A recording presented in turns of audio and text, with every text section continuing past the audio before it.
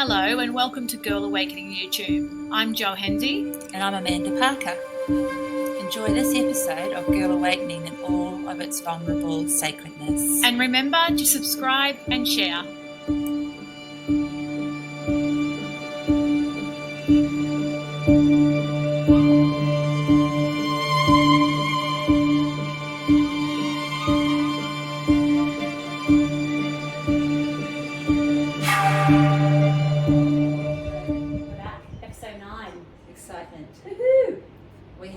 Beautiful Shekinah Leigh with us. Hey Shekina. Hi.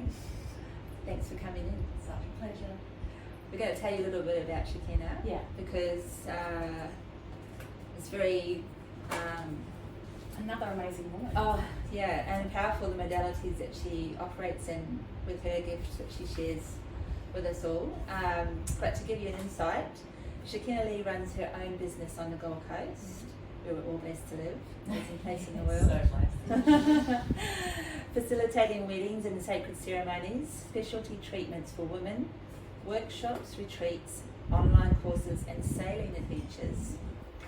With over 15 years experience as an intuitive healer, Shekinah combines many modalities to provide a range of services that honour and activate the divine within us all. Oh, I feel that. Beautiful. She's a certified marriage celebrant, massage therapist, shamanic practitioner, yoga teacher, childbirth mentor and young girls coming of age mentor, with many years of experience facilitating circles, rites of passage, sacred ceremony and birth work.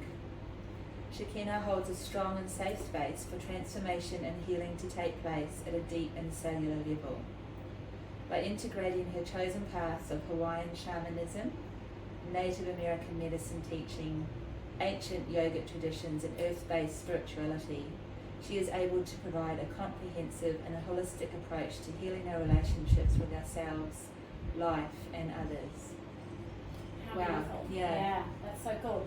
It's so, it's funny how the universe works because the previous lady that we had in is right into the whole childbirth around trauma, like for the mother and the baby and the child, and pulling that apart and understanding it more for the child as an adult now. Amazing. And the mother. Yeah, so it's funny that you're kind of in that same realm. It's so beautiful. Absolutely. Yeah. It's such a big thing. The birth trauma and it's we're gonna get me started. Aren't we?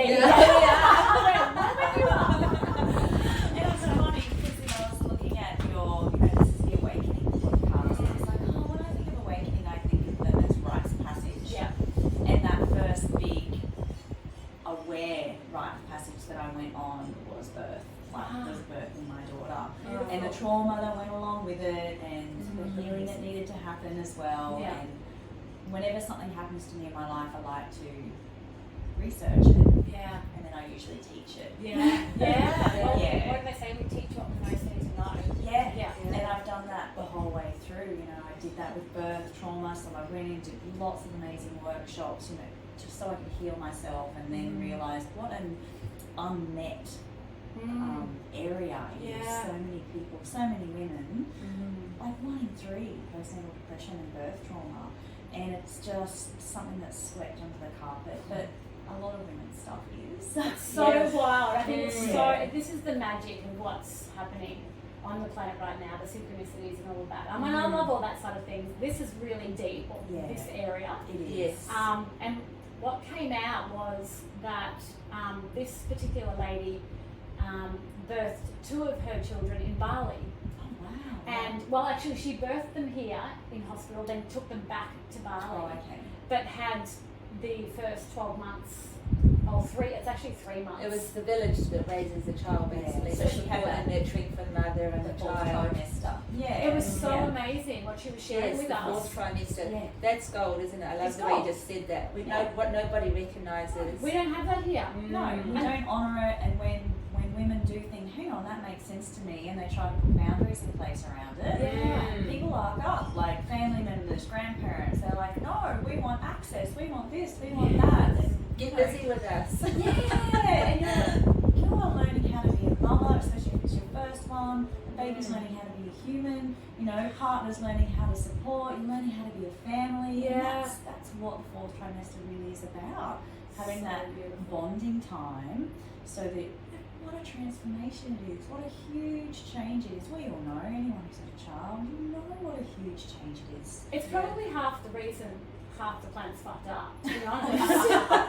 Do you know what I mean? Like, so many Absolutely. people have so much trauma So going on much and they trauma. don't know where it's coming from. Yep. And then when they do finally go and they seek out and they want to find what it is, and it goes back to birth. Yeah. Yeah. Or around that time. And for the mothers as well, like I did a whole series a couple of years ago, it was birth stories, where I just got lots of mums telling all different birth stories because my bestie and I, she's a midwife, we created this online integrated birthing journey program, which takes women all the way through that birthing journey, but also the fourth trimester. Yeah. And shows not just the stuff that we learn about in antenatal classes, but the spiritual aspects, the emotional aspects, all of that, and really offer it up as a rite of passage, that when you can do those mindfully, you get so much more from them, and you get less trauma as well. And supported. That's support, isn't it? So did you have that when your first child was born? No, When your child was born? but that was, we're talking 16 years ago, a lot has changed. Yeah. So much has changed around birthing in the last 16 years. And it's not that I wasn't supported, it's that I didn't realise I needed to be supported. Yeah.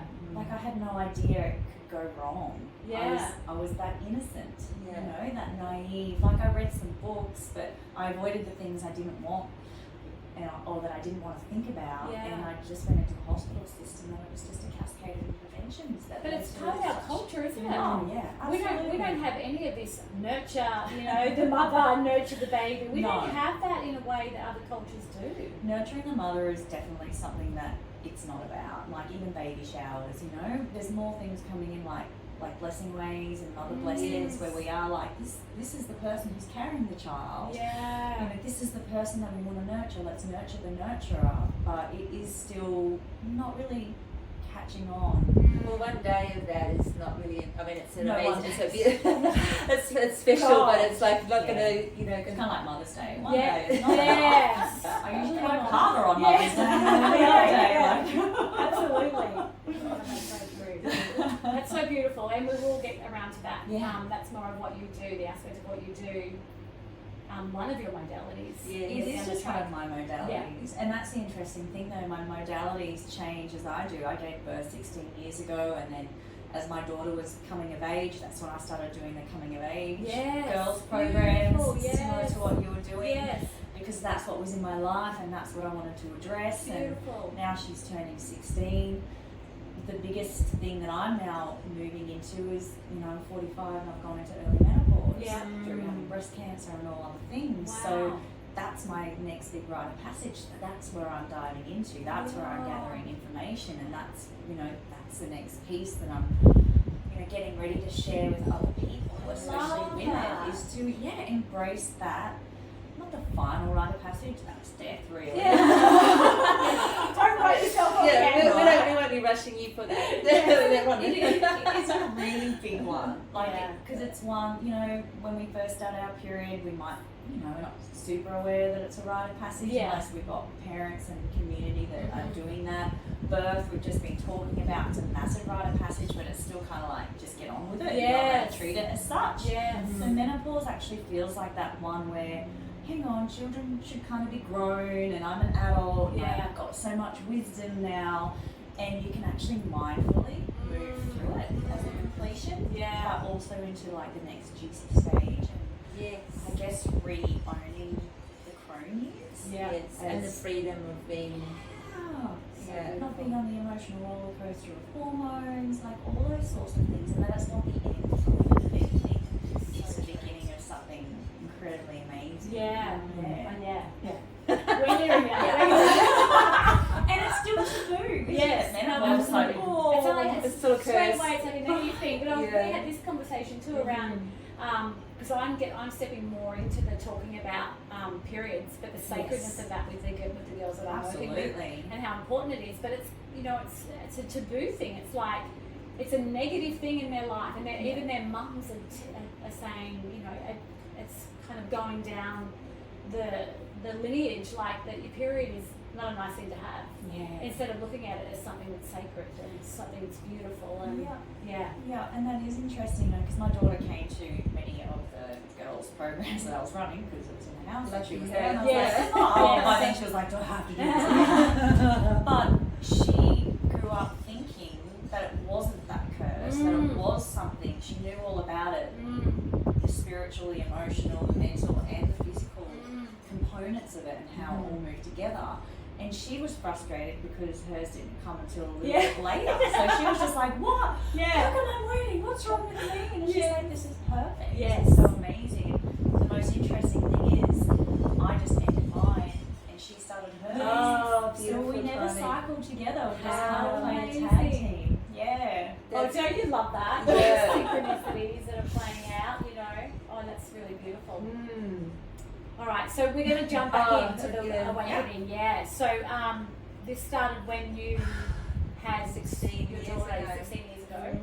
Was that the what occurred to what woke you? What shook you? What did you realize? What was it that kind of Why are you connecting with it as your as an awakening? the awarenesses that came in? Yeah, it's interesting, because I don't want to say prided myself, but I've always been a self-aware kind of person who knows when I'm sensitive, so I know when things feel off. Yes. So I've had lots of those moments. I remember as a teenager, all of a sudden realised, I had depression and going to the doctor, and he was like, just give me something, and she was like, I don't want to give you something. Yeah. Like, what an amazing, What a great doctor.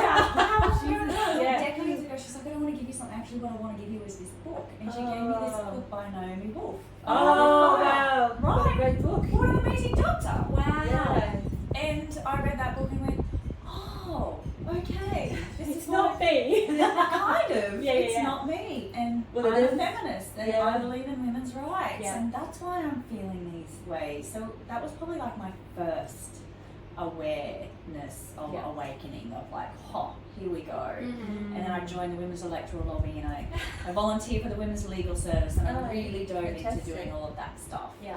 And I was You got active. I got really active, and that's what I needed to do probably as a Leo woman. Like I needed to like dive and sink my teeth into it, like experience it and feel like, that things were changing. And then, I was working in corporate, felt like that soul sucking kind of a, very male dominated industry that I was in, where the old men try to chat you up and just really, and they go to strip clubs at lunchtime and talk about happy ending massages, like there was just that's just No how filters. it was. No filters and thinking it's perfectly fine to be doing so. And as a young woman, because I started working when I was 16, like it was just so icky. Yeah, and then I realised this isn't working for me, so we're doing women's circles, women's retreats, finding those spaces and activating the feminine within myself. Yeah. And that's why I guess the first business I had was called Honouring Feminine. Ah, It's beautiful. like, within everyone, but especially within women, because we're not taught to value those energies in men or women. The being instead of the doing, the resting instead of achieving, the being intuitive and tapping into all that is instead of what can only be seen and heard and felt and touched. So that was really beautiful. And then when I fell pregnant at the same time, I left my job. Well, I'd left the job and went to study how to be a Kahuna massage therapist. Oh, wow. Because I experienced a 15-minute snippet of it at a women's retreat one day and went, oh my gosh, I want to make other people feel like that. How So, beautiful. quit my job, went and studied it.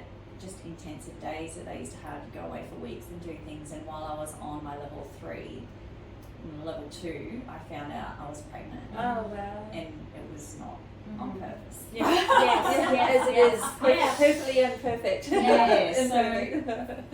how did you change one thing and everything changes? So that was just the doorway into next. The career had already changed. I'd been moving into a more feminine work environment, and then I was pregnant, and there's nothing quite like pregnancy to awaken all of the feminine feelings, right? Yes. Absolutely. Oh my gosh, Oh, and to Jesus. teach you that you're not really in charge, Yes. and you've got to go with it, Yeah. and Wow. trusting. Creative Spark is more than just a new business. It's an embryo as well. It's wild. Exactly. Yeah. And then the birth trauma, just that cascade of interventions, and then dove into really deep spiritual rite of passage work. So Yeah. that's where I started to learn about rite of passage work and how important it is for women to realise how many times we go through them Mm-hmm. and how important they are, and being that gooey mess in the cocoon is Yeah. actually like where all the magic is. Yeah. Yeah. So Preparing ourselves, yeah. Yeah. That's so cool. So rites of passage, just so the listeners understand Yeah. as well, is it, are there only certain times in the life? Like, is it like, you know, when a girl menstruates for the first time, or when a woman gives birth for the first time, and the menopausal stage? Are they rites of passage, or is there any time is a rite of passage? I think so many things can be a rite of passage, and when you choose mindfully that something is a time of transformation for you, then that's a rite of passage. Ah, okay. Yeah, like we do have those normal big milestones that everyone would go, oh yeah, of course that's a rite of passage. Yeah. Moving from here to this phase of life, like that sort of Is thing. it like a dark night of the soul, or is it Absolutely. It is. Okay.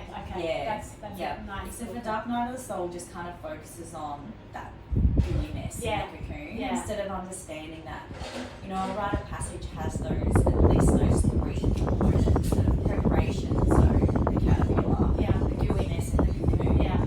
and then the integration part, which is being the butterfly Yeah. and owning a new way of being. Yeah.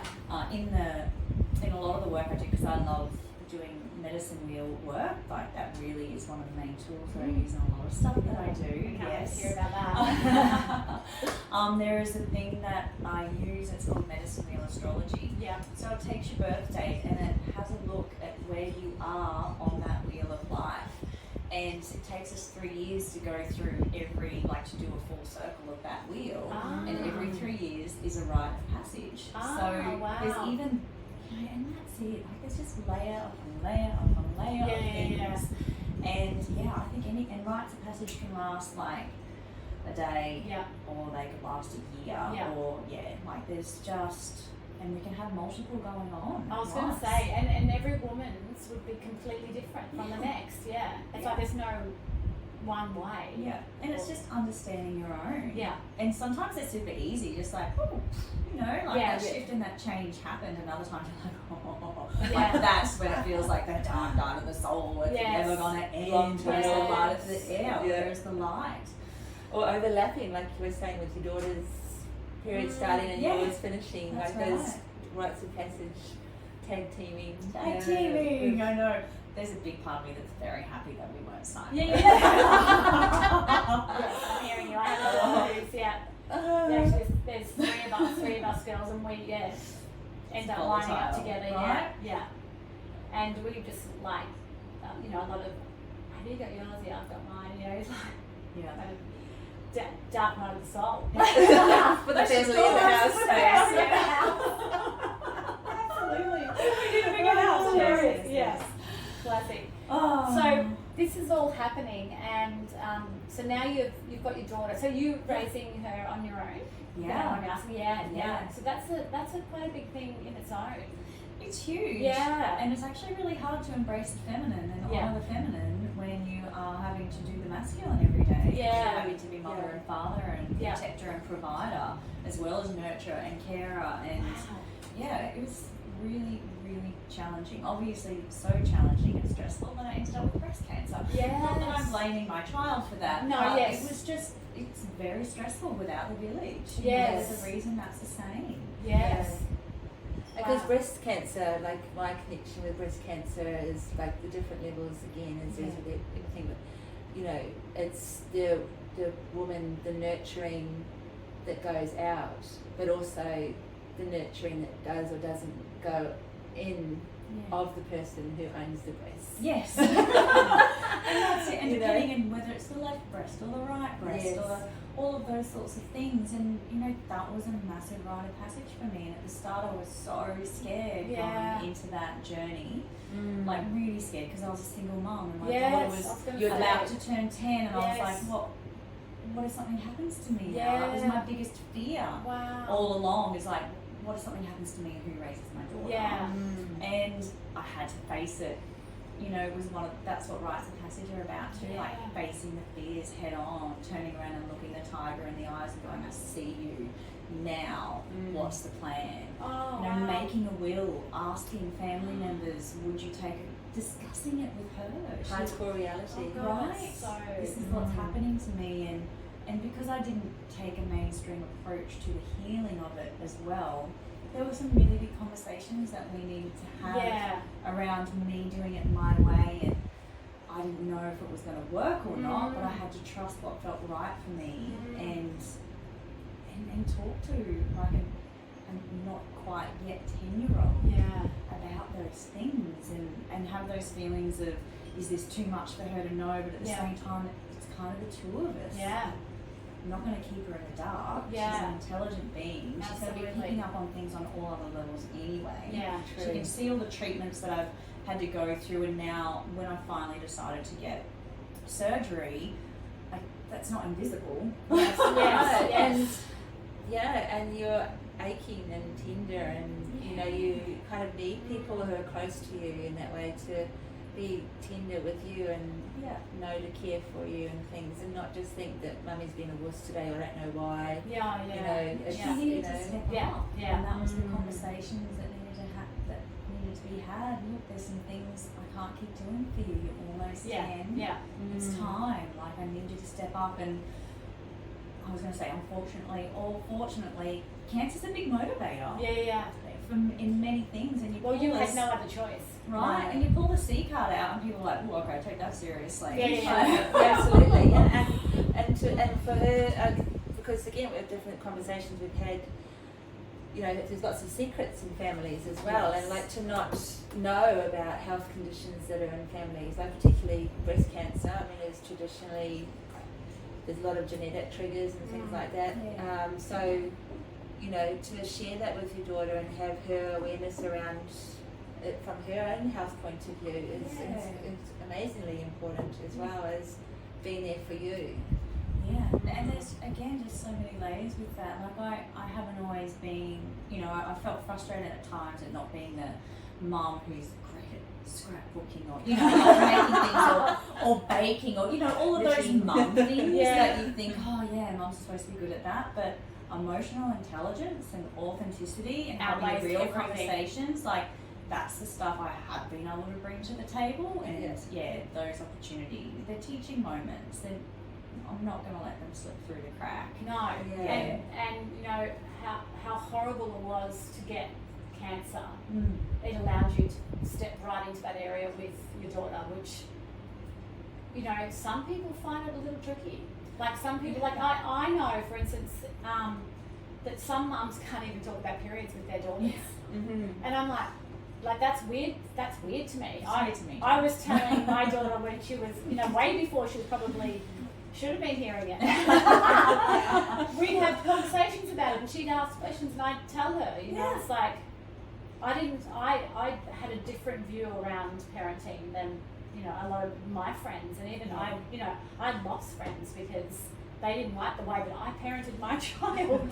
It's like, well, hey, I'm just doing it the way that I want to do it. The way that you think is best. I had the same thing when my daughter asked about where babies came from. You know, and quite young, I remember thinking, oh, this is young. All right, so you start off with the little snippet. Well, they say when they ask, they're ready. Right? Yeah. It's quite superficial. Okay, this, you know, because I'm like, which bit does she want to know? And by the end of the day, we had gone down this rabbit hole, because I kept going, is that enough information? She'd go, no, but what about butt? And it's like, right. So by the end, I had the birthing books out. It's like, because she just kept, she was still curious. She wanted to know more. Otherwise, I would have stopped way back there. And that's kind of, it's child-led learning, isn't it? Yes, absolutely. And I think the world's moving so fast these days that we have to keep up, or else you're going to be left behind. And part of that is, you know, like I know even saying to the girls, you know, you have people around you that you can't see that are here to help you. And they're like, huh? And I'm like, I know it sounds woo-woo, but, you know, when you're in trouble or you're feeling, even when you're at night, you're in bed, it's dark, ask for help, see what happens, you know.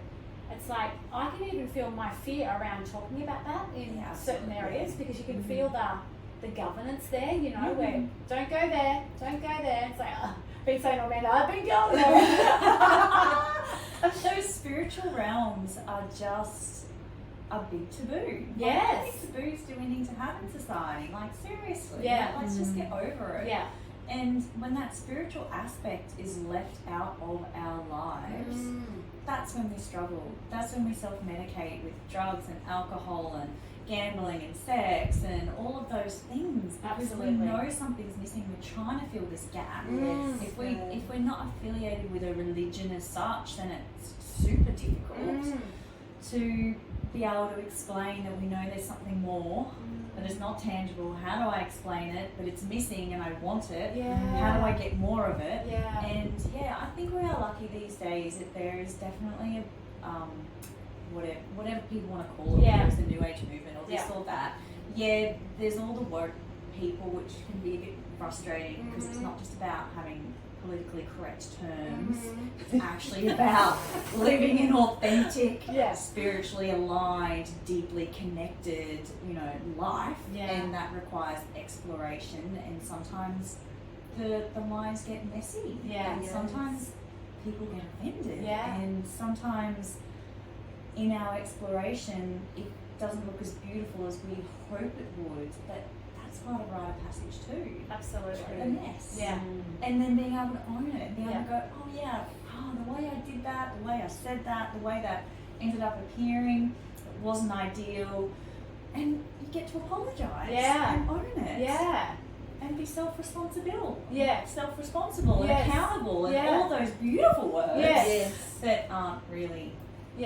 Well, also it opens up another opportunity for another level of engagement and understanding of vulnerability and actually seeing if people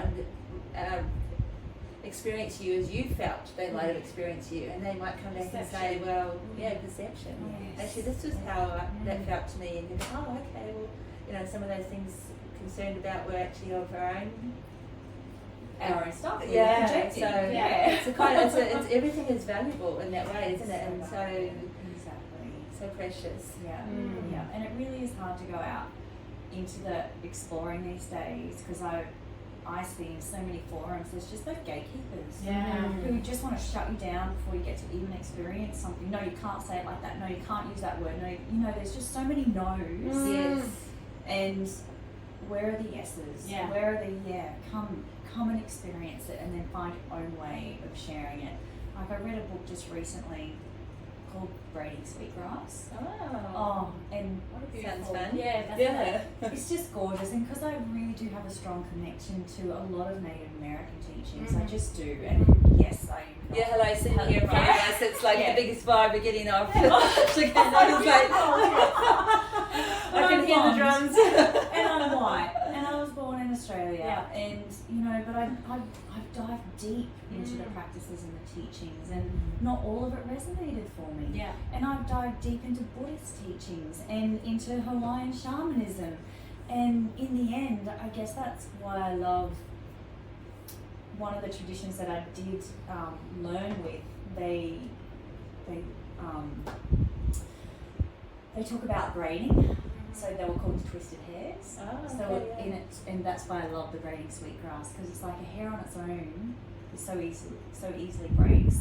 But when you can take those pieces that really resonate for you, that feel like they activate you, that are yes, there's a truth in them, and then you can weave them together into something that feels like yours, that is an expression of your spirituality and your connection to something bigger. Like, isn't that what we're all here to do? I'm really feeling that. And you're reminding me, actually, there's a beautiful Australian Aboriginal and First Nations person, North Stradbroke, Khaleesi Carmichael, She does the most beautiful art, but one of the things she does is braiding hair, and her mum had, pretty sure, breast cancer.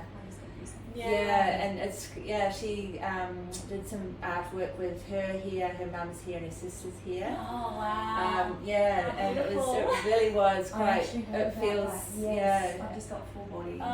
She's the most beautiful artist, and just incredible soul. Very, it just sounds so unique person, but beautiful family, and it just took me straight there when you said that, and just.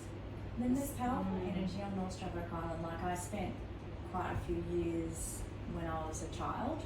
I grew up there from about the age of 2 to 6. Oh wow! So it has it's one of those places where I'm like, oh, this feels like home. And growing up in that school there, was it Dunwich?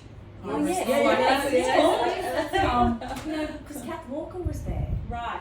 So we had black dolls and we Yes. had Indigenous stories. Yeah. Like, it actually was a part of It's a our very educational system a long time ago. Yeah. Like in 45, Yeah. we're talking 40 years ago. Yeah. That was there. Yeah. We're still trying to get that into mainstream Yeah. schools now, like decades later. Yeah, it seems just so stupid, doesn't it? When it's part of us and part of who we are. Yeah. And the song lines and the beautiful, because when you're talking about all the other cultures that you've been diving into, I mean, the culture that is there and the depth of storytelling, the oldest on the planet, Connection isn't to it? the land. Yeah.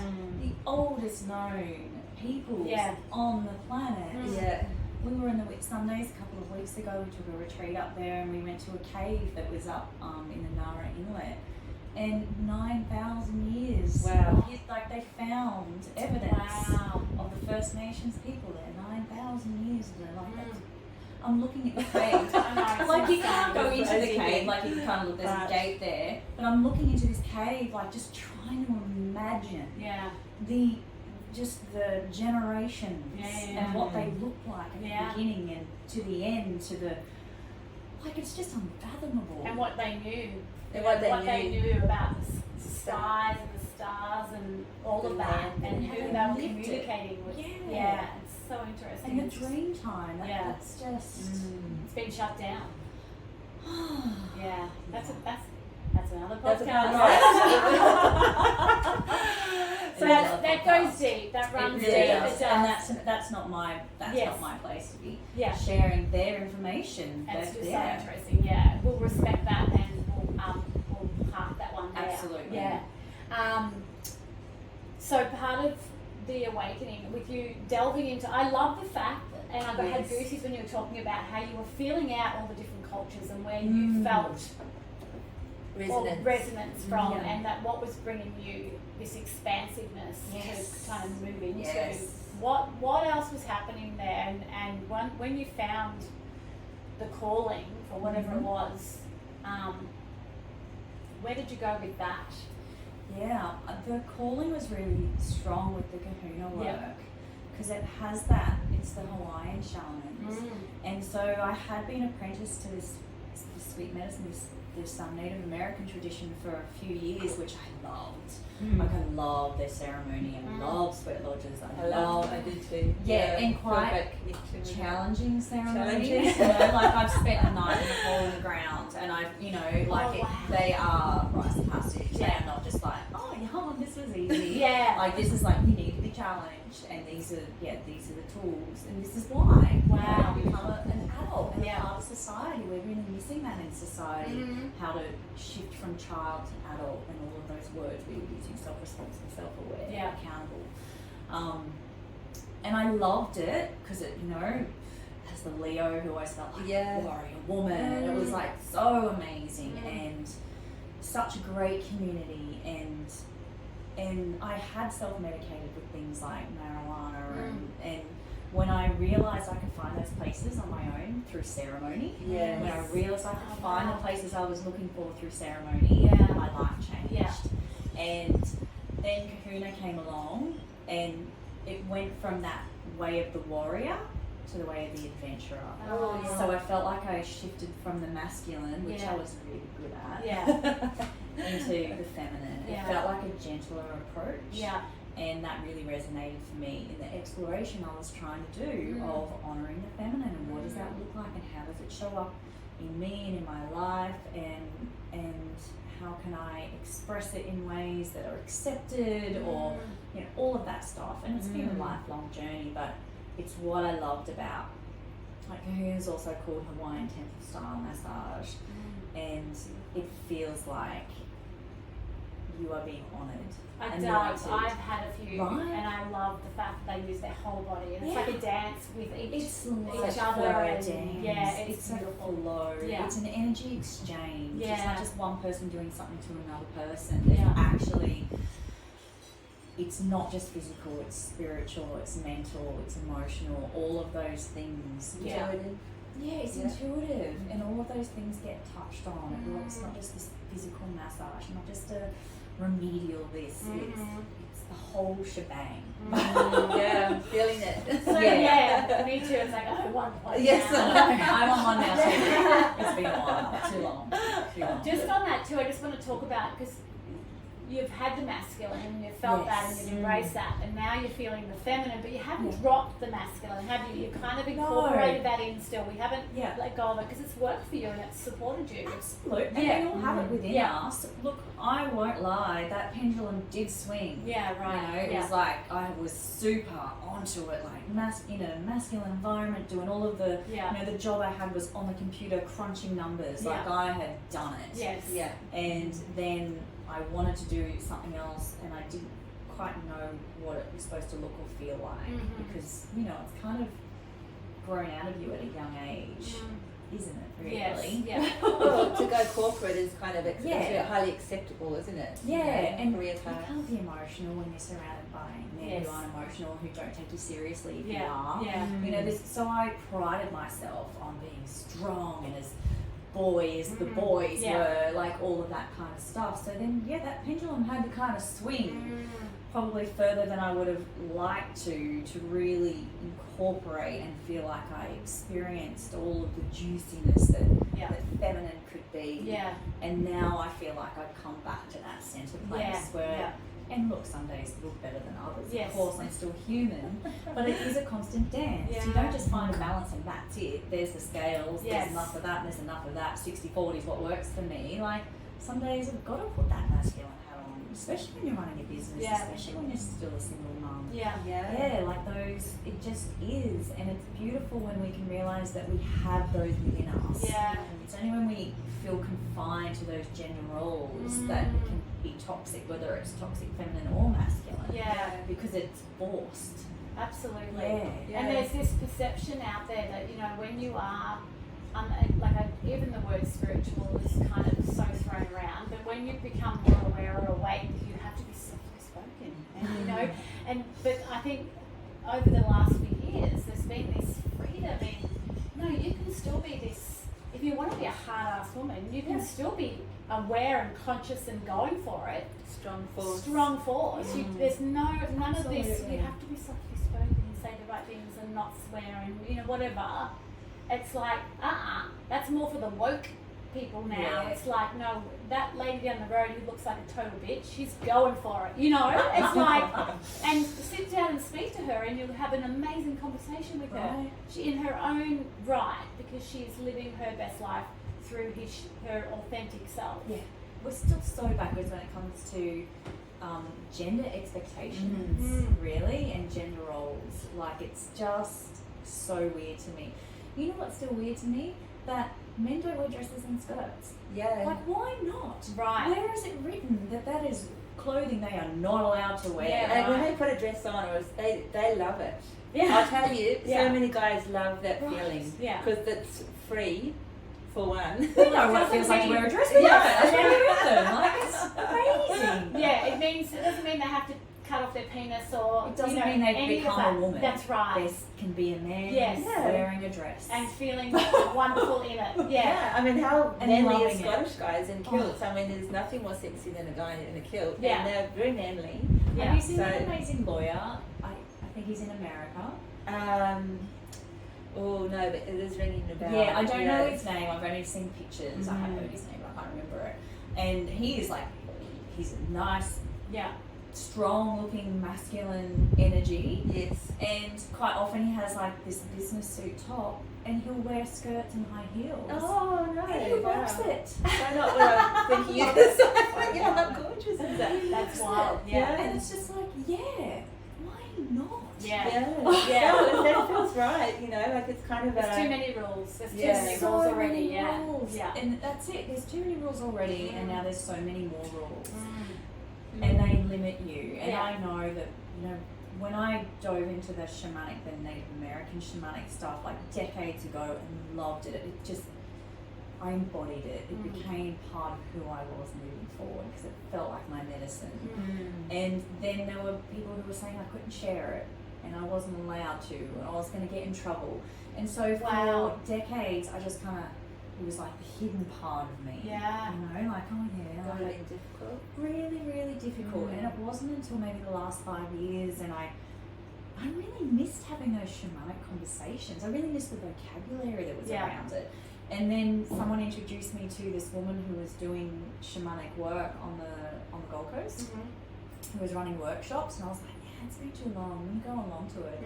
And it was it just woke it all back up and gave me that permission to own it and be it. Because we've all seen the people who've done one weekend workshop and now they're like priestess the guru, or whatever. This is around a lot lately, isn't it? It's and like, crazy. you don't want to be that. We don't want to be that because that feels dishonoring. Yes. But also we want to own who we are. Yeah. And it's such a fine line to try and walk these days. Yeah, honouring yourself and honouring all others. Yes. Yeah. No, that's the biggest thing of all that we've found, especially with doing the podcast, is that because we've had so many healers, and there's always space for more healers. We love that. Right. And there's new things coming through that are being born in the moment. You know, with these women that are like finding themselves, and they're finding these modalities that we've maybe never heard of before. Yeah. They're being born. It's like you don't have to be, like we've had a lot of shamanic healers, but they're all different. And they all have their own unique... all different kind of combinations of Yeah. modalities. And to share their language. Yeah. Absolutely. With Their people own that come to signature. them. It's really beautiful. Yeah. And what we call your sacred medicine. Yes. Like why you're here. Yes. Like, really? Yeah. Like, do people really think we're just here to like buy houses and eat food Yes. and go to school Yes. and then die? Yes, they do. I know they do. It's kind of a rhetorical question. Many do, and I find that very sad. But there's so many people that are waking up. They're awakening, and a lot of women. Like a lot of women are embodying the feminine. Which is gorgeous. It's so amazing. And then we need to find ways to infiltrate that back into mainstream society instead of it still being like a women's area then. So now healers is like a feminine thing. So then it's still not really on it. It's like this exclusive club still. Yeah, or it's the underpaid hobby on the side. You can't, But they can only do that afford to live by doing it. Yes. Like, you know, it still becomes women's work, like nursing or childcare or so when we can not a real job still. So when we can embody the feminine and find those ways to bring it back into the corporate world and bring it back into all of the places that we inhabit as human women in the world, like that's when change is going to happen. Like real deep transformation. It's beautiful. It is happening. Absolutely. It is happening. I know my hubby, he's been running retreats with men. Yes. And bring the love back in. And I was saying to Amanda, I've been watching some of the video reviews, what do you call them? Testimonials. And I literally just cried the whole time because they're like little boys saying, I never knew that I had this love inside of me, and I'm going to go home and love my wife, and I'm going to love my kids. And say, you know, they've been doing this corporate thing or doing this work, because that's the way society tells them that they, you know, you've got to be a man, you've got to provide. But bullshit, no, you don't. And well, there's lots of men who also don't. Yeah, true. Who just skip out on their responsibilities. Yeah. And a part of my thinking around that, and I'm always open to being wrong, is them missing that rite of passage that happens from boy to man. Yeah. Because what's our rite of passage for boy to man these days? Go out and get drunk. Yeah. Or go out and do something stupid. Yeah. There's not that go out and find out how to live on the land. Mm-hmm. Like go out and find out who you really are, what's important to you. And like that is so missing, so missing. Well, that goes back to the Indigenous. The, absolutely. What do they call that? The walk of law or something. When they're 16, they have to walk the song line. Oh yes. Yeah, that still happens now. I was told all about that when we went to the Kimberleys, and it would blow your mind what happens. It's crazy. And it's just in communities that are run by the elders. Yes, that's really interesting. It's a true rite of passage right there, isn't it? It's a true rite of passage, and we are missing them because they are transformational. They help propel us from one phase of life to another. They are catalysts for change, and when a whole community supports you in it, you can't help but change. You're going to be changing inside and out. Like that's DNA changing stuff right there. Like that's thoughts become things. That's It's so true. That's where the magic's at, the quantum field. That's beautiful. Yeah, the quantum field. The quantum field. I love what we can call it the quantum field now because it makes the spiritual sound tangible. Yes. And I love how there's parameters around it, and there's science, and there's research, and there's Joe Dispenzas, and there's all these people going, hey, epigenetics. Yes. It's a thing. Yes. Yeah. Oh God. Yeah. It's tangible. It's like it's scientifically proven. Yeah. I don't know how many times I've used that word. It's scientifically proven. Right. Yeah. Well, I think one of the earliest books I read on quantum healing was, I'm pretty sure her name's Barbara Ann Brennan, and she used to be a NASA physicist. Oh wow. And she, long story short, went from that to being an energy healer and talking about the auras of plants and this and that, and it was all based on quantum theory. Yeah. Because that was her shit. That was what she knew, and she went from NASA to Reiki and hands-on healing and energy fields, and it was all scientifically, quantum theory based. Yep. You can't lie about the quantum energy theory. It is real. But that's a big denial. That one. It's just like, okay then, whatever. Don't create your own reality then. But you still are by default. But all right, whatever.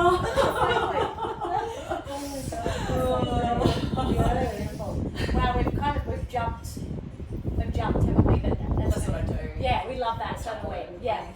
So, back to the awakening side of things. How many times you trying to bring us back there? Now, we're way awake now. We're way awake. Oh yeah, can't go to sleep. Did you feel like you had to make any significant changes? I don't.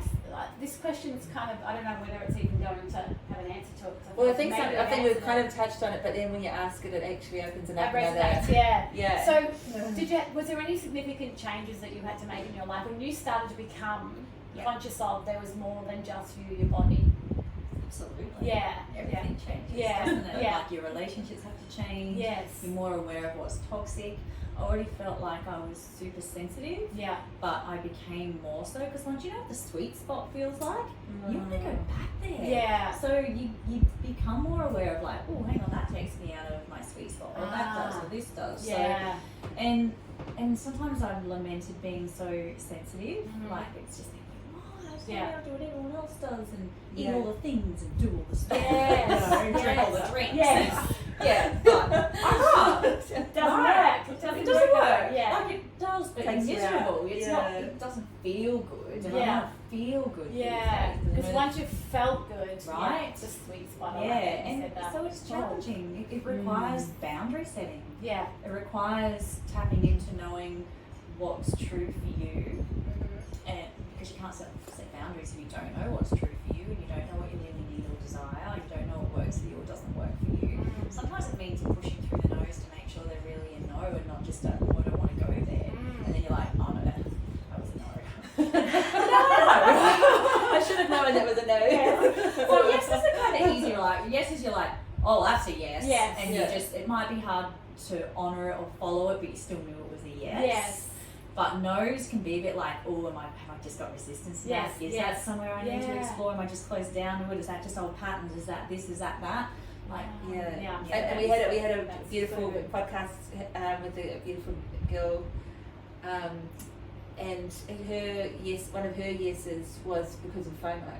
Yeah, right. You know, purely based on that. And you know, sometimes, like you said, that's understanding. powerful, it's such a powerful motivator. You know, just not wanting to miss out. Yeah. Especially if all your friends are doing something and absolutely. you're like getting this nudge, no, that's not right. And you're like, Exactly. and you've got all your friends saying, but come. It's fun, you know, and then you know, you push against. Yeah. It's another level of responsibility, really, isn't it? It's self-responsibility. Yeah. And I was just talking to a client yesterday, you know, about the DeadBite. Not whether it's food or drink or a relationship or an experience you're having, is knowing when the, oh, that's bringing me pleasure turns into, not so much, to, oh, I really don't like this anymore. Like that first moment where it's like, this feels good and it gives me energy, and then it turns into not so much. Yeah. Stop. Yeah. Listen to that. You can't do that with everything. Obviously, we have responsibilities, and sometimes even with our kids, we can go, right, you're not bringing me joy anymore. I'm out. You figure it out on your own.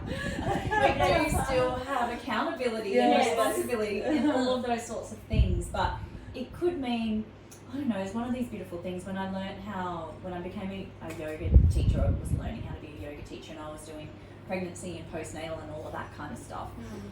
And I was frustrated because I used to love yoga before I had a child, and then who gets an hour on the mat, right? And the yoga teacher said to me, yeah, so now we just do yoga snacks.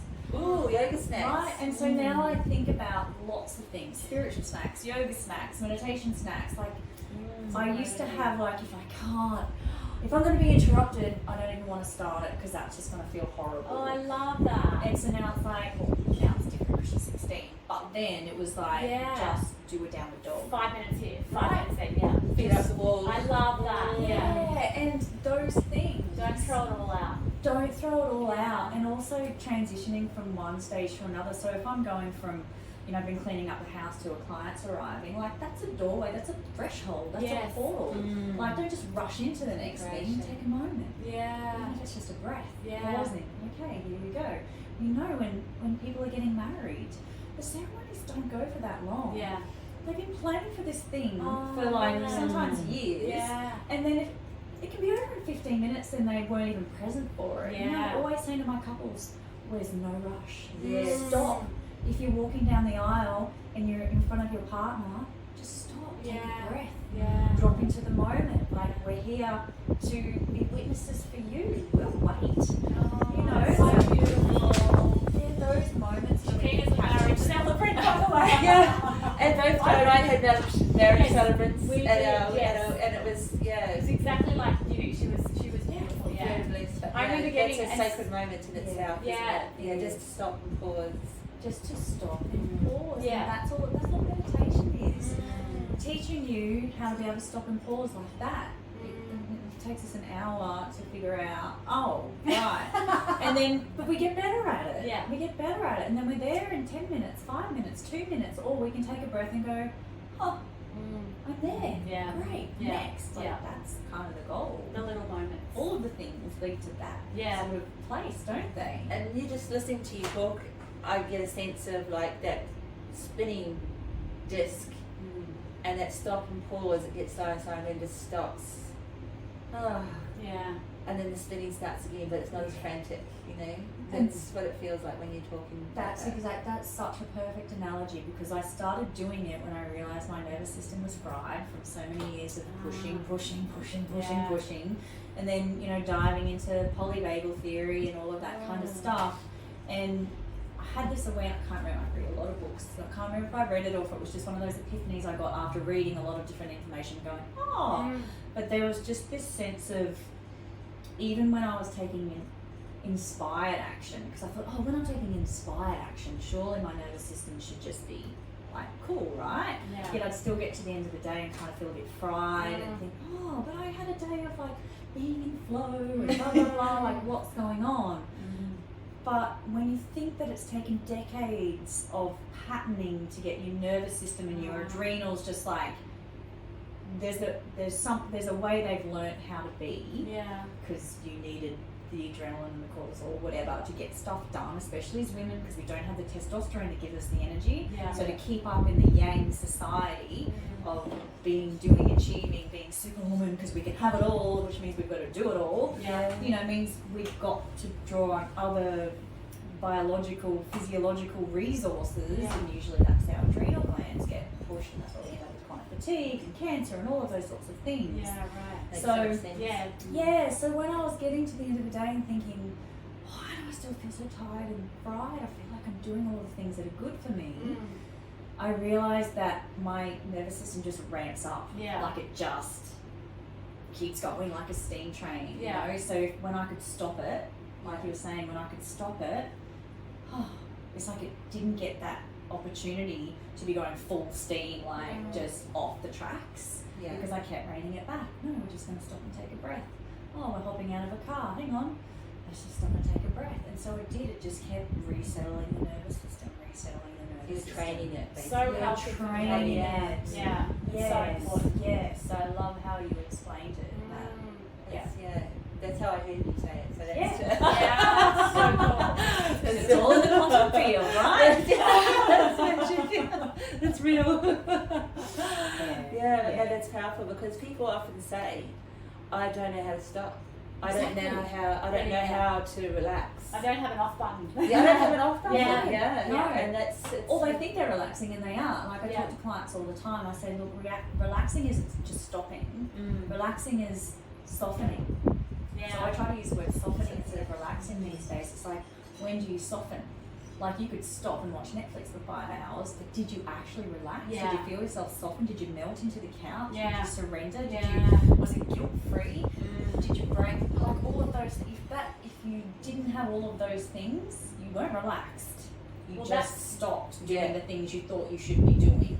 I think you just said it perfectly. I think a lot of women feel guilt. Just Oh, so much around- guilt. It's Yeah, ridiculous. around stopping. Yeah. Just giving themselves, it's that self-nurture, it's that self, just looking after ourselves, basically. We to don't fill the cup that's coming back and It's back just and back. honouring the feminine. Yeah. It brings me back to what I first wanted to do was teach women how to honour the feminine, and Yeah. that means valuing pottering around the house without a to-do list to tick off. You know, like that's what we don't get to do, but that's where creativity comes from. Oh yeah. Just the way Oh, that- hot flash. It literally goes back to the whole girl awakening. It's like that's where it starts and that's where it ends. Well, it never ends, but that's where It's it's in allowing. those moments of stillness and allowing and nurture and self-nurture that we get the space Absolutely. to feel ourselves, and that's where it starts. And that's the perfect word. I love that word too, spaciousness. Yeah. I say, are you softening and creating space? Does it feel spacious? Like Yeah. if it doesn't have those components, you're probably not relaxed. Yeah. Your nervous system probably might have gone from like nee to nee, but Yeah. it's still not Yeah. let go. It's still not come out of fight or flight. Yeah. Because we can't hear anything in that space. There's nothing else Well, we going can hear the on. loudest thing, It's the the white noise. but not the intuitive thing. No. It's not the messages, the internal like, do this for me now. It's just Yeah. when we're left and we need this thing to feel good. It's just like, Yeah. oh. That's not good enough. It's not good. That's not one. It's not on my list.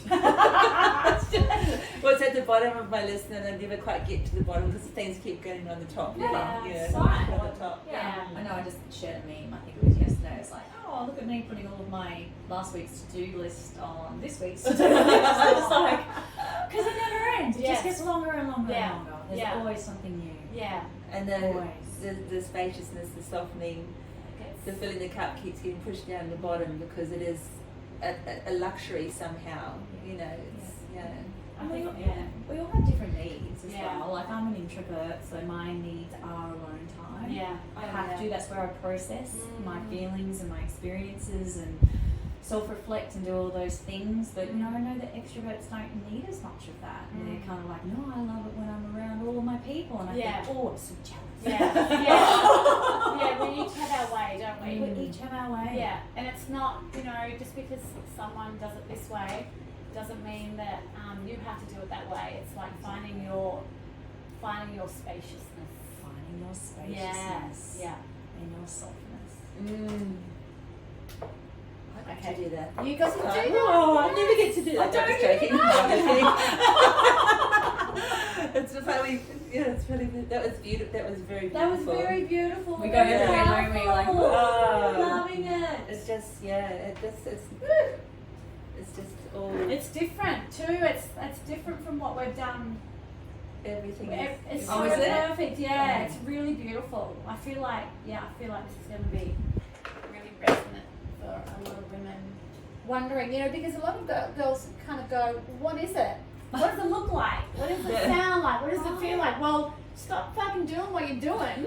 So it's Slow roses in the down. middle, rose Oh, hip. yeah. It's like just a nice, it's Yeah, a yeah, very beautiful. beautiful. And I think that that's such a question as well with all the transgenderism that's going on these days. It's like, well, what's a woman? Yeah. And you're supposed to have one answer for it. Yeah. And it's like, well, it's not that. I can tell you it's not that, but I can't tell you what it is because then I'd be excluding people who are women. But I can tell you it's not just someone chopping their penis off. Yeah, It's no. not that. It's funny. Like- I just watched the guy that does all the weird ass shows on like SBS where he goes and tries new things, and then he does a right, film crew with him. He went onto the streets of like New York and was walking. He actually went while there was a massive big march on for transgender women, All right. and he was stopping and asking them, what does it mean to be a woman? And none of them could answer the question. Not one of them. Or wanted to. Or wanted to. But I also can't answer it. Yeah, there's so many. Me being a woman is different to you being a woman. Yes. Yeah, it's so Yeah. But we also have many things that we know that we've lived through as girls becoming women that is a part of being a woman. Yeah. And I think that's what he was looking for, but because he was talking to a lot of men that had cut their penises off or whatever.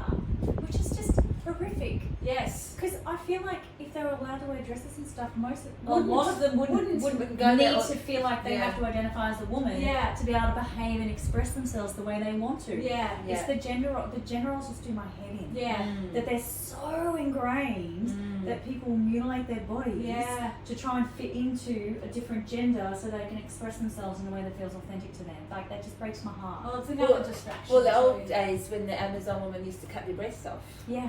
to be able to carry their shields.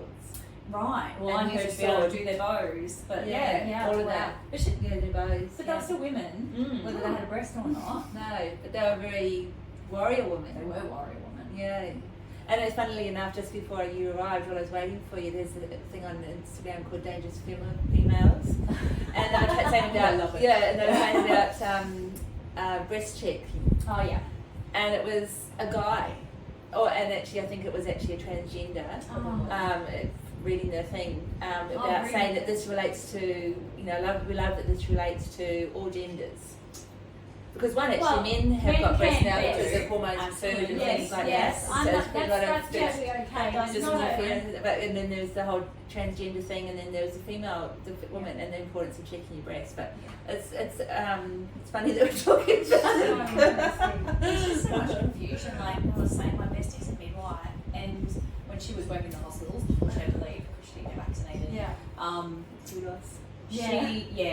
she's doing amazing Yeah. now, but she needs that kick up. Yes, yeah. I know. As sometimes we do. Yes. She was saying she would get transgender men or women like bringing up. So there might be a man who's transitioned into a woman wanting to see a female gynecologist because they'd be like, but you don't have.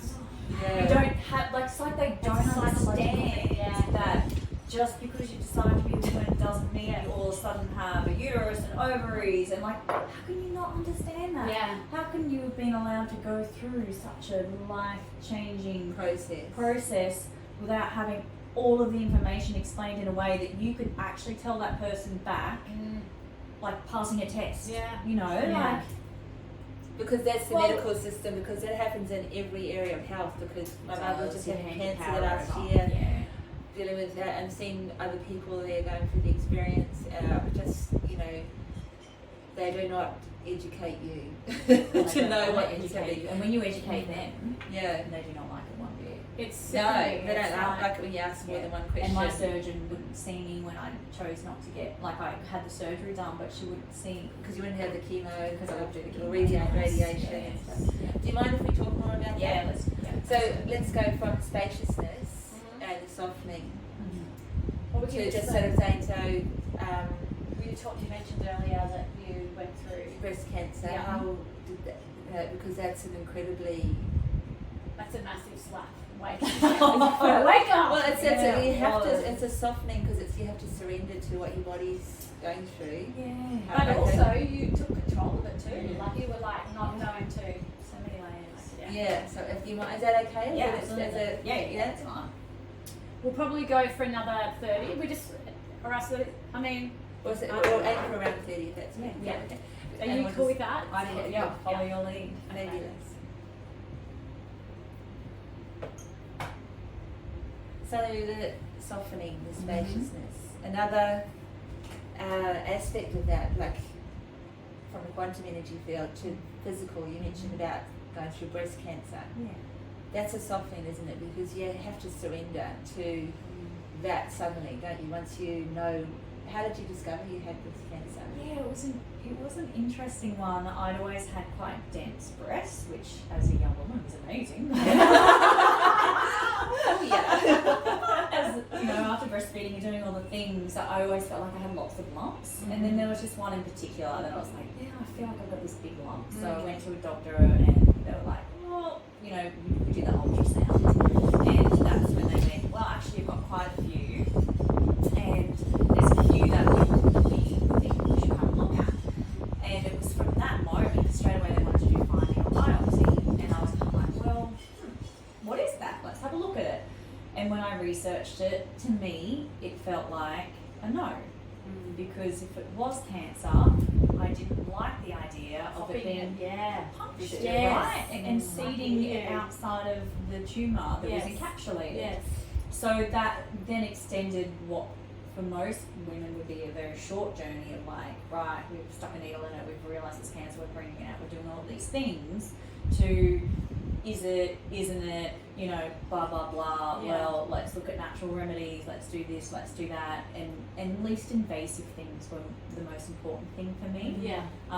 So, and obviously those things cost more money because they're not covered by Medicare, they're not the Of course they're mainstream not. things. You funded your own health journey. Yeah, as a single mom running my own business, it was tough. It was really tough, which probably that extra pressure added to the tumour actually growing. Yeah. But I was so lucky to find an most amazing integrative doctor.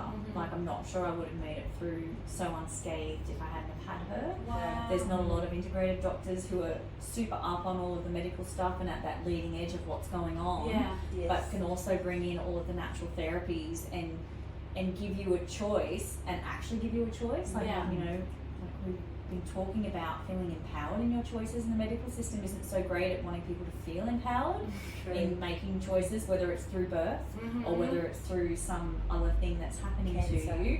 Yeah, we're kind of taught as we're growing up to give it over to the professionals. They know more than us, and you know, just listen to what they're saying. Yeah. So I was really very grateful to have her, and I know she's retired now, but she does amazing work up at Gwingana, Karen Coates. Oh, so yes. right? Yeah. Exactly. Like how fortunate was Yeah, I? that's so. The quantum field was on my I was side. going to say, what a Right? creation on your behalf too, like Yeah. to stand in what your truth, Yeah. and have that, create that. Yeah, you know. and to have someone go, look, these are the ways we could go. What do you want to do? Wow. And as a from a recent experience of family member, what's your best investment of time and energy? Right. And that's powerful. And isn't it, having to those consider? conversations, like, hey, you're still young, Yeah. so, and your immune system's strong, and so this means we've got these options we can be looking at too, and all of those sorts of things. So, one of the biggest things I feel like I learned through that rite of passage journey, I was a very hyper independent person. Yeah. Very. And I can sense Only that. As she breathes into it and feels that word again. Yes. And I was always kind of proud of it too. Yeah. Like I'm a strong woman and I can do it all myself. Absolutely. But it was through believing that I should be able to do it all myself that or that you could do anything. Like there's no, because I can you can do anything. Absolutely. But no one should be having to do everything on their own. Yes, And yes. so that was kind of Learning to be able I needed to have to learn support that. and receive nurturing, receive care. And I didn't learn that until like Karen sort of said, look, maybe you should see a therapist at the same time as going through this, because it's a really big thing and there's all of this stuff. And so I did, and I remember that therapist saying to me, why do you think you have to do everything on your own? I'm like, no, there's no way you have to do everything on their own. Like, isn't that what we do? Yes. And she said, no. No, most people have extended family, sisters and uncles and brothers and, you know, like support networks that help them when they need help. And so we need to be finding a support structure for you moving forward. Yeah. And that was kind of the first time I got, oh, Wow. that's why community support. Yeah. So there was a vulnerability that came, especially being a Leo woman, and pride and all of those things, where I actually had to find humbleness. I had to ask for help and then allow myself to receive it. Wow. Like that was really big learnings for me. Yeah. And even when I finally ended up going and having surgery just to remove the tumour, and at this point we still had not done a fine needle biopsy to definitively say, yes, this is cancer. I've been getting blood tests done at a place in Germany that tested for circulating tumour cells. So we've been keeping an eye on the count, and obviously getting ultrasounds to see if it was changing in size. Yeah. And in 1 year... So responsibility, you weren't ignoring it? You were acknowledging... No. And I tried, I was cleaning up my eating, I was doing all of the things, but also energy flows where attention goes, and a lot of attention was going on that lump in my breast, and it grew. Well, it's hard not to. Oh, it was impossible not to. I think about these things too, and that even that saying, you know, energy flows where attention goes, whatever it is. It's right, even in that saying that, and you go straight away.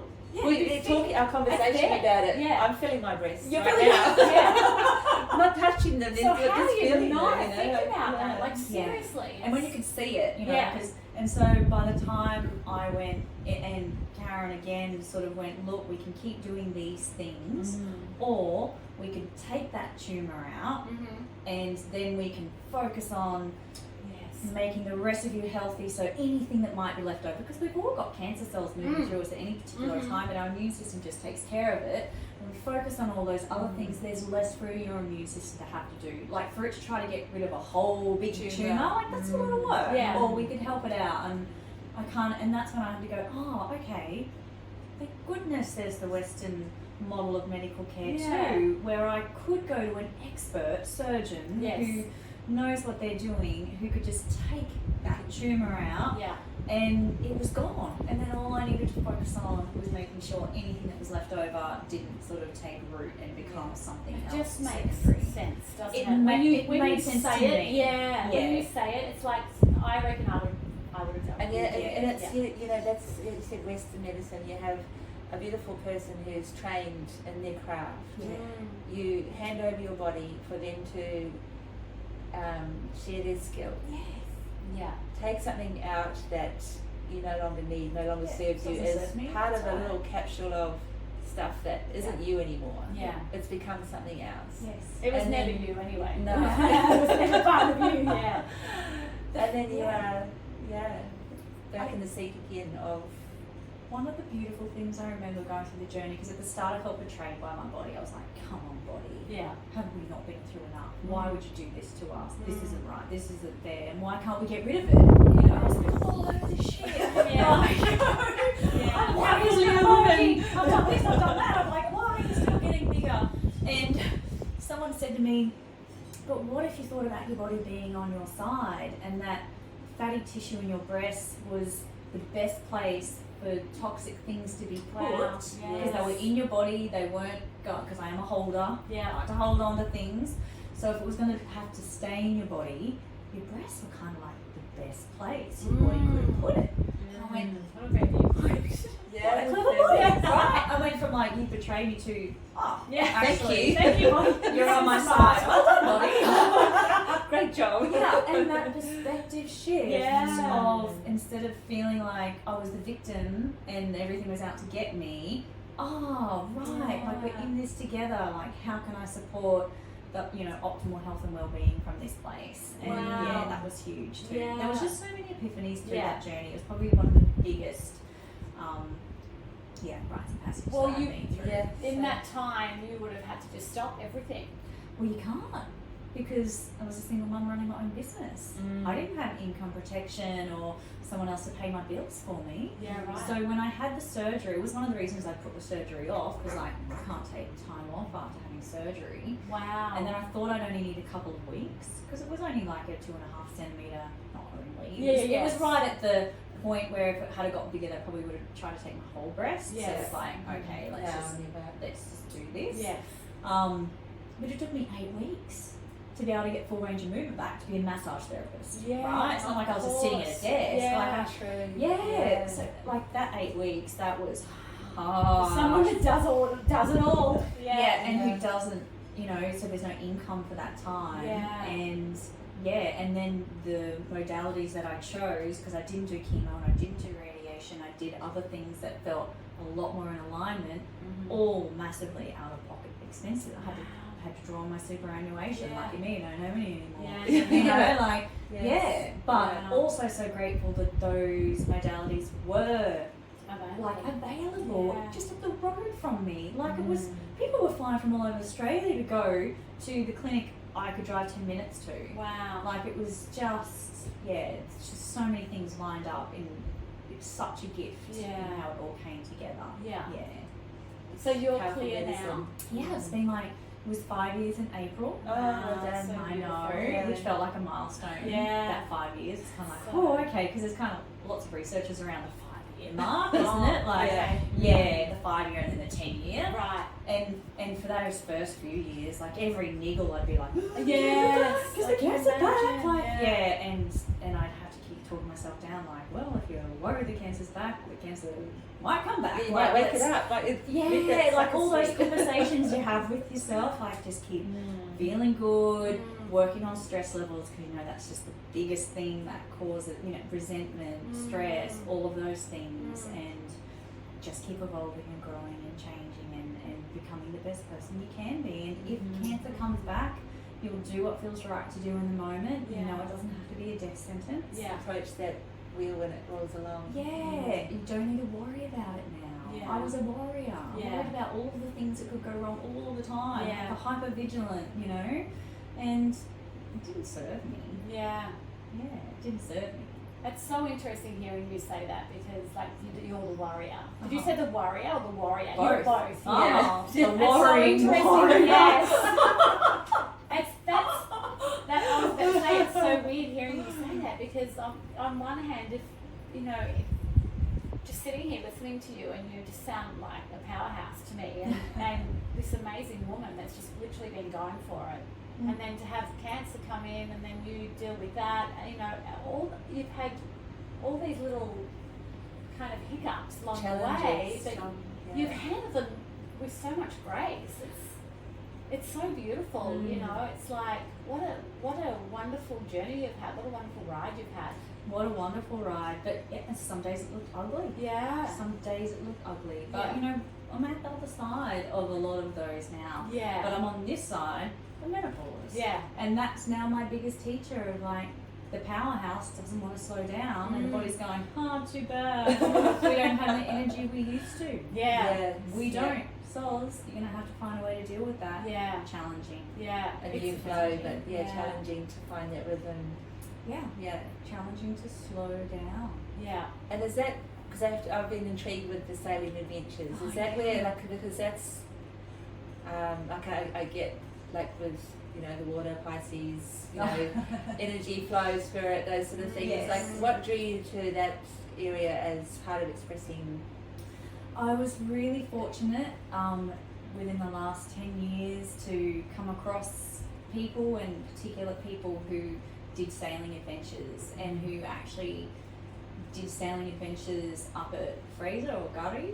Nice. When the whales were around, as a part of the alchemy and having an amazing time. And I was able to go every year with this particular friend who enabled it to happen, which was amazing, because as a single mum, did get holidays. Really. Yeah. I'm not gonna say I didn't really get. No, I didn't get holidays. Yeah. So it was such a gift, and it was a time out that I didn't get otherwise. Like my daughter would come most of the time, which was also another gift.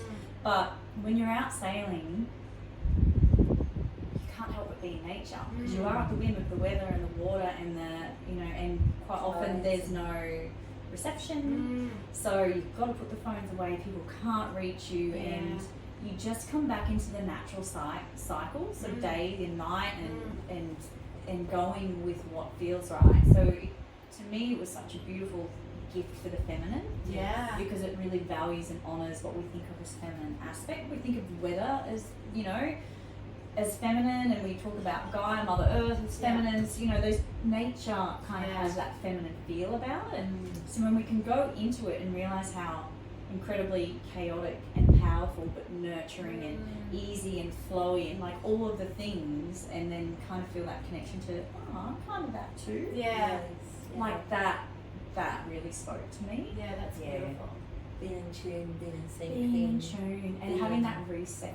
Once a year of like, I've just been like, always that nervous system like, and then like, boom, here we are. I'm waking up with the sunrise. I'm going to bed like really early. It's so beautiful. And I'm seeing birds and dolphins and whales, and I'm standing on pristine sand, and I'm going for adventures, and I'm connecting to the land, and I'm connecting to spirit, and it all feels shamanic. And like it's just gorgeous. And now I have the honour of being able to take people out to have those experiences as well. That's so Because the beautiful. feeling of being on the water, that movement of the water as well, like that, just that rocking. The gentle rocking.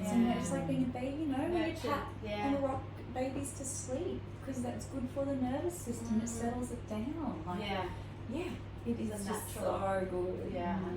So good. And going to sleep in it. And this last year, August, when we did it, the whale song was so loud that like just sleeping in the hull of the boat, it was just like it was there. So like just talking to you. And going full woo woo, right? Akashic record keeper, whale song, DNA light code, blah blah blah. Like just being bathed in that for hours while you're sleeping. Like didn't stop until like 3 o'clock in the morning. It's like that shit changes you. And I can't organise that. Like, that just happened to happen.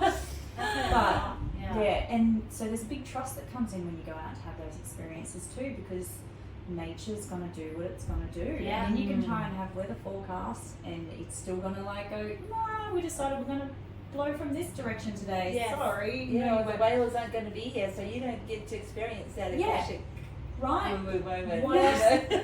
How are you going to find? We want you to hear it, so here they are. How are you going to find the other moment? How are you going to find another woo-woo moment? How are you going to trust that this is part of your adventure, or this is the piece you needed, or this is...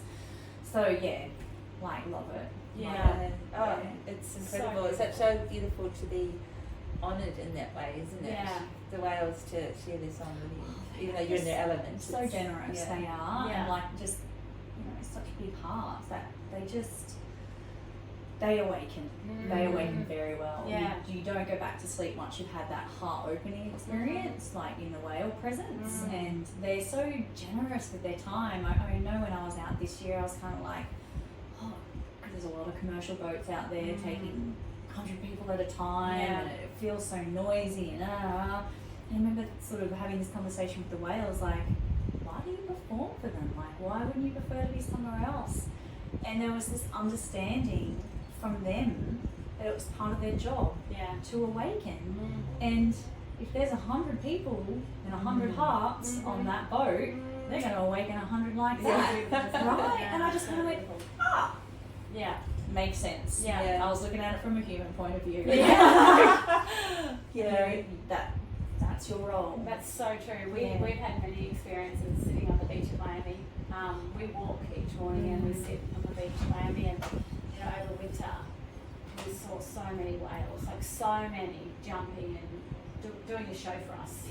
One morning they were literally doing a show for us, and it was so magical. And I get what you're saying about the heart opening, because it's like it's like magic. It is. It's like magic's real when you're looking at that, and you connect to it and you connect to them, and it's that playfulness. The flow, and yeah. When a wild animal, because that's what they are, Mm. chooses to be curious and want to engage, like there's something very humbling Yeah. about that, and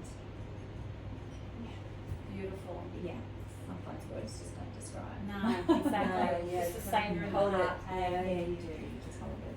So, look, it's been so beautiful speaking with you. I feel like, is there anything, what are you up to now? Yeah, Do we need to share with the listeners what you're doing now? Yeah, what I'm doing now is that I actually do have a beautiful partner.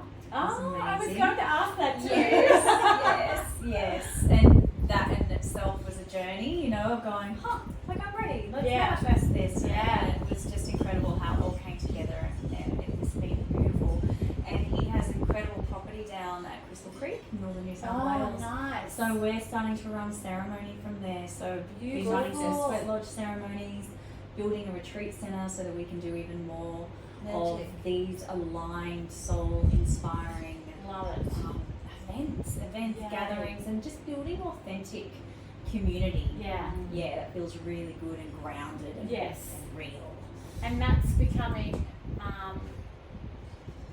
there's so many different things opening up, and I suppose it just depends on what you resonate with, but just hearing your journey, it sounds beautiful for you to be in that space and sharing what you know. And Yeah, so we're so excited about all of that sort of coming, and I'm trying to be patient and just Yeah. letting it grow Yes. naturally and evolve. And he's my skipper now too for the sailing, which is just fantastic. perfect, Oh, right? yeah. How freaking perfect is that? And then and in my own just business, which is transformed just this year from honouring the feminine to beautifully wild. yes, I love that. yes. Love Wild, so- wild, yes. wild. Yeah, So yeah. beautiful. So I do just still do treatments Yeah. and all of those sorts of things that honour the feminine and help the transformation and help the change and help the reset and help feeling stuck and limiting belief systems and all of those sorts of things. So, weaving in the kahuna like we were talking about, Beautiful. the shamanic healing, all of the teachings that I've got, just all of that into juicy treatment packages to honour. With your How essence amazing flowing women. through it all. Yes. So beautiful. Yes. We will put everything at the bottom of the podcast in the notes, so people can contact you there and jump on the website as well. Amazing. And your Instagram handle there as well. I feel like I want to Yeah. hear your drumming, but we didn't specify that as a. I did not bring the drum. Well, yes. No, thank you so much for sharing so generously Yeah. everything. Yeah. And as always, it just feels like just could keep talking and I talking, know. but that means we just have to bring it into another podcast. Yeah, absolutely. Down the Yeah. track when you've got maybe the retreats up and running and Yes. stuff, and get Yeah. back in and you can share about that, because I think there's people that are there, they're nearly ready, Yes. and they're asking, and it'll be perfect. To have space to go trust to. the time. Yeah, absolutely. It's great. Thank Thank you. exciting. Thank you. Oh, thank you. you. This has been more enjoyable than I ever could have imagined. Oh my God. Thanks, gorgeous. Yeah, really beautiful. Yeah, So amazing. beautiful.